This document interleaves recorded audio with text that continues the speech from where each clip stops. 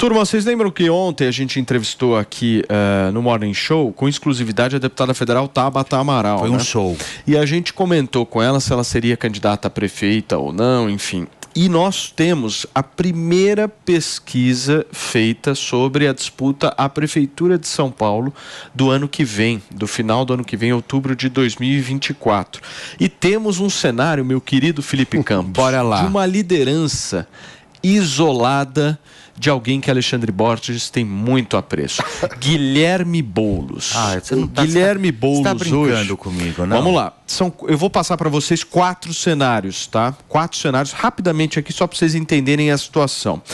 Primeiro cenário, com Datena, Rodrigo Garcia, Ricardo Nunes, Salles, Tabata, Kim Kataguiri. Nós temos Boulos com 26,3%. Disparado. Datena com 24,3%. O ex-governador de São Paulo, Rodrigo Garcia, aparece com 8,5%. Datena quanto? O Datena, 24%. O atual prefeito Ricardo Nunes aparece com 7,9%. Ricardo Salles com 4,8%. Tabata Amaral, que estava aqui ontem, 3,9%. Kim Kataguiri, do MBL, 3,3%. Também tá bom. E o ex-deputado Vinícius Poit com 1,6%. Vamos para outro cenário que não tem Datena e nem Salles, mas tem Dudu Bolsonaro, meu querido Felipe Campos. Então chega, Boulos aparece com 32%. Dudu Bolsonaro com 19%. Nossa. Rodrigo Garcia, 9%. Ricardo Nunes, 8%. Tabata, 5%. E Kim Kataguiri, 3%. Vamos para o próximo cenário, o terceiro de 4. Boulos aparece com 33% contra, isso tirando, obviamente, o Dudu Bolsonaro nesse terceiro cenário. Boulos aparece com 33% contra 11% de Ricardo Nunes, 10% de Rodrigo Garcia, 7% de Salles, 5% de Tabata e 4% de Kim Kataguiri. E vamos para o último cenário aqui. Que é o quarto. Que aí, se eu não estou enganado, ele retira Tabata Amaral, Dudu Bolsonaro e só deixa Boulos, Ricardo Nunes, Salles, Kim Kataguiri e Poit. 36,7% do eleitorado paulistano está optando por Guilherme Boulos, seguido de 15% de Ricardo Nunes, que é isso, gente? 10% de Ricardo Salles e 5% de Kim Kataguiri, seguido aí de 3% de Vinícius Poit. Essa pesquisa foi feita entre os dias 23 e 26 de fevereiro. 26 de fevereiro foi anteontem. Foi domingo, é isso? Domingo, foi anteontem. Exatamente. Então isso. foi mais ou menos de quinta a domingo e ouviu mais de 1.000 entrevistas presenciais aqui na cidade de São Paulo. Cenário bacana, Ou seja, é exatamente aquilo que a gente desenhou ontem com a deputada Tabata Amaral. Hoje, o favorito para ganhar a Prefeitura de São Paulo chama-se Guilherme Boulos, meu querido Alexandre Borges. Aí que você vê o valor de você ter um candidato como o Tarcísio, que você teve na eleição para governador, uma centro-direita não está muito bem representada, como não tem uma liderança da força do Tarcísio para disputar a prefeitura no que vem até agora. Falta quase 2 anos para a eleição, muita coisa pode acontecer, mas é nessas horas que vale a gente ver qual é o valor de você ter um político como o Tarcísio, que ao mesmo tempo que representa uma centro-direita, é um cara racional, que sabe trabalhar, que tem nome, que consegue vencer eleição, né? Porque se tiver o Boulos como prefeito é um desastre. Claro, se São Paulo escolheu o Boulos, escolheu a democracia. Mas cadê o representante? Cadê alguém forte para liderar, para ser o Tarcísio o prefeito? Onde está? Mas, Ale, ao que tudo indica, pelo que eu entendi, nós entrevistamos também há, se não me engano, 2 ou 3 semanas, o próprio prefeito de São Paulo, Ricardo Nunes. Sim, o Ricardo Nunes. Ele disse aqui, nesse sofá, que ele seria apoiado pelo Tarcísio. Então, acho que muito provavelmente o candidato do Tarcísio seja o próprio prefeito. Não, é bem possível, mas ele não é uma pessoa que aparentemente tem brilho próprio. Ele é o atual prefeito já há bastante tempo, a gente entrevistou, mas não é uma pessoa tão conhecida. Claro, durante a campanha ele pode crescer, mas ainda não é um nome que pelos cenários que você leu, que não passa nem de 8%, Sim. Não é isso? No caso, o prefeito de São Paulo, Ricardo Nunes, ele tem um desempenho melhor quando ele não tem nem muito menos o deputado Eduardo Bolsonaro, nem o Datena como oponente. Mas o Datena toda vez aparece e nunca sai. E também essa é a grande verdade. Nem Rodrigo Garcia. Então, se você tira Eduardo Bolsonaro, Rodrigo Garcia e Datena da disputa, sejam quais forem os cenários, o prefeito de São Paulo tem o melhor desempenho, que é o de 15%, quando ele disputa com Salles e Kim Kataguiri e, obviamente, o deputado Guilherme Você acha Boulos. que o Datena seria um bom prefeito? Deixa eu só dar um break aqui para a rádio. Nós estamos ao vivo nesta terça-feira discutindo essa primeira pesquisa para a Prefeitura de São Paulo de 2024. O negócio já começou, turma, são 11h30. Eu acho que o Datena faz muito balão de ensaio, né?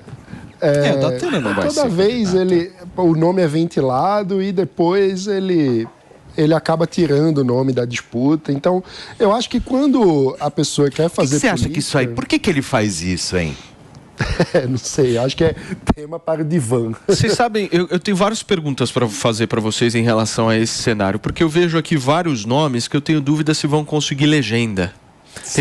Tenho dúvida, inclusive, se a Tabata, o partido da Tabata, vai liberar a legenda para ela. Mas ela tem excelente relação com a Valdemar da Costa Neto vai liberar a legenda para o Ricardo Salles. Se o Kim Kataguiri, que eu acho difícil dentro do União Brasil, que é um partido do presidente da Câmara, hoje da cidade de São Paulo, alinhado com o Ricardo Nunes, vai conseguir ter legenda. Enfim, eu acho que está muito prematuro ainda, né, para a gente ter algum tipo de análise. Esse xadrez aí vai ter muitas peças para um lado, muitas peças para o outro. A gente também está passando por candidata, mano. Eu acho, mano. Está passando por um tá faltando uma intenção de voto do mano aqui. Está passando por um contexto de reestruturação do PSDB, né, que sempre foi um partido muito importante aqui em São Paulo. A gente vê o PSDB num cenário de reconstrução nacional.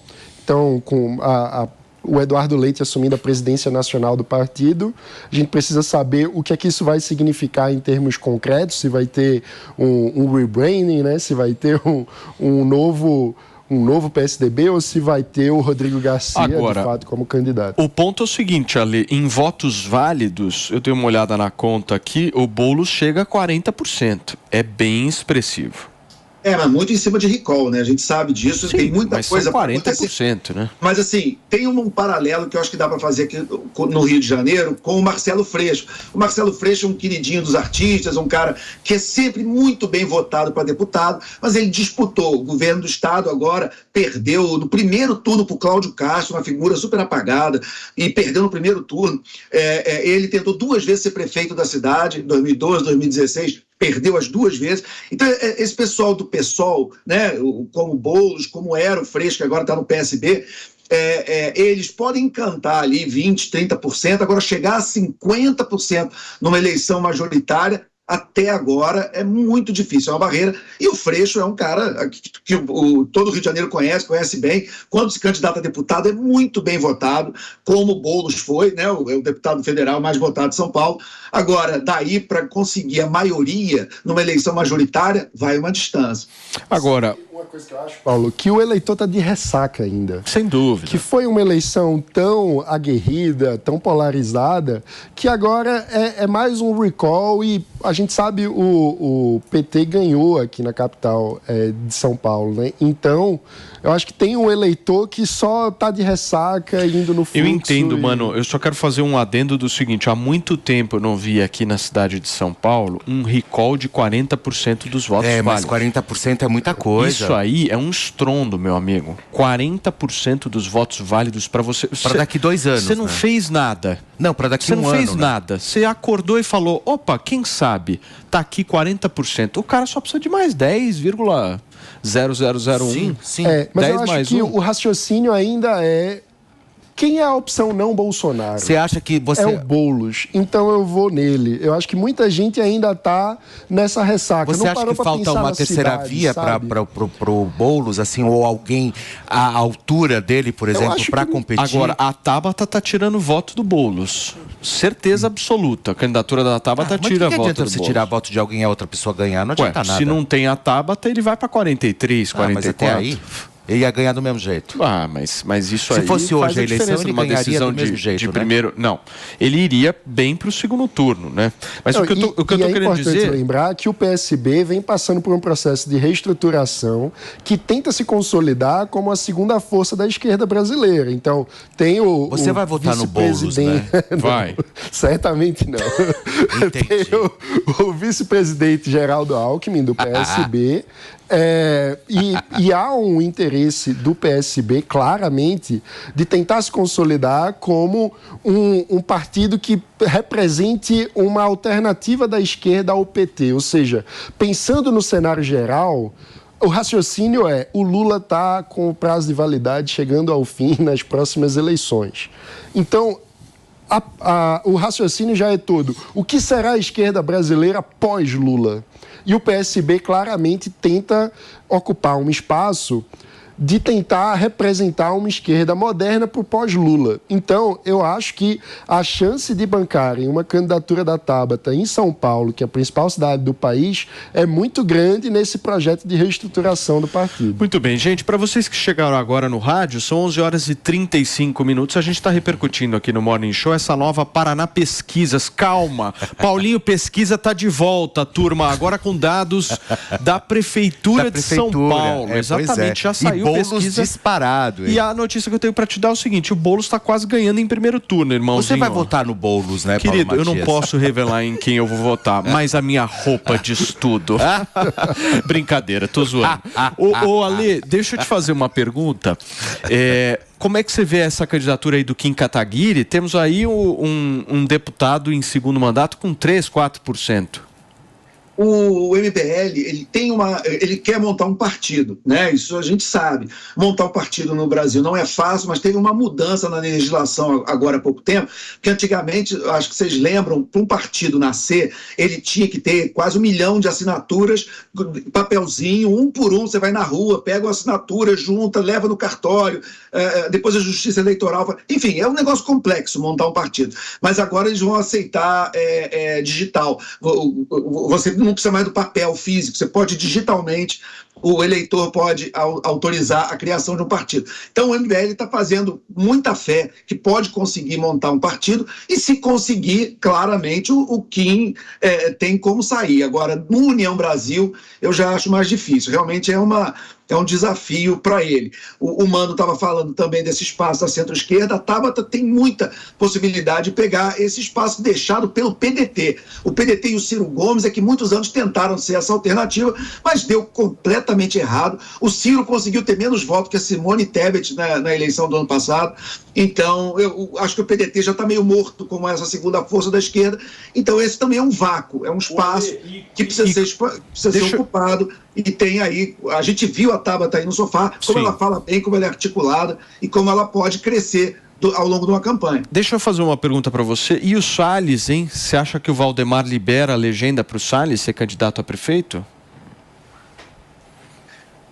Pro Mano ou para mim? Para você. Só para continuar nesse raciocínio. Então, falando um pouquinho de Tabata, do Kim, eu queria entender porque o próprio Salles disse que é candidato, né? Ele já, publicamente, diferente aí, talvez, do Kim e da Tabata, ele já falou: eu sou candidato a prefeito de São Paulo, quero disputar, e aí fica a cargo do partido. E a gente sabe que todo cara que quer ser candidato tem que passar pelo crivo do partido, né? Eu quero entender se o Valdemar vai comprar essa briga e lançar o Ricardo Salles para prefeito de São Paulo, ou se é possível que ele se alinhe com alguma das outras candidaturas. Não, é perfeitamente possível, porque, como a gente tem comentado sempre, o Bolsonaro não está ainda liderando esse campo, né? Ele continua nos Estados Unidos, ele continua... Agora que deu uma declaração um pouco mais longa e tal, mas o Valdemar não vai entregar uma nominata como essa, tão importante, de candidato a prefeito de São Paulo, para um extremo bolsonarista como o Ricardo Salles, se o Bolsonaro não tiver muito presente, se ele não voltar, se ele não liderar, porque senão é muito arriscado. O Valdemar sabe disso e ele vai acabar compondo com outra força. Em se tratando de Valdemar, a negociação está sempre na mesa, né? Então, eu diria que o Valdemar certamente vai usar todo o prazo disponível para negociar e avaliar os cenários e entender o que é mais vantajoso para ele.